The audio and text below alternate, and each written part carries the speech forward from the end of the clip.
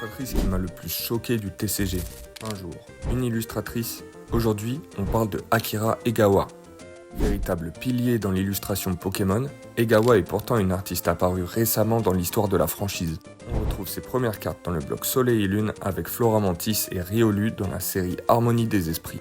Le style artistique d'Akira Egawa m'a totalement conquis comme beaucoup d'autres aujourd'hui.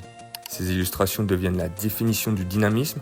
L'artiste travaille beaucoup avec les courbes et les jeux de lumière, ce qui donne toujours aux Pokémon ses poses épiques. Tous semblent prêts à passer à l'action. Akira Egawa, c'est beaucoup de cartes iconiques malgré sa récente apparition. Parmi ses illustrations phares, on retrouve son magnifique Zekrom TG de Star Étincelante, une de mes cartes favorites de l'artiste. La Gardevoir TG de Tempête Argentée, ou encore la fameuse Dracofeu alternative de Flamme Obsidienne. Observez juste la pose et la prestance du Dracofeu, l'illustratrice sait comment rendre un Pokémon badass.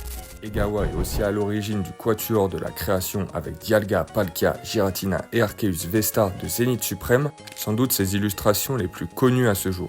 Passons aussi par ses deux magnifiques AR dans le bloc EV avec la Oyakata de EV1 et la Cléopsitra de Faille Paradox, et ses cartes alternatives toutes plus magnifiques les unes que les autres, la Dracofeu de EV4.5, la Trioxydre de EV8, et pour finir, la sublime Sulfura de EV10. Akira Egawa nous a aussi dessiné une double illustration juste phénoménale dans Pocket TCG avec Solgaleo et Lunala Rainbow.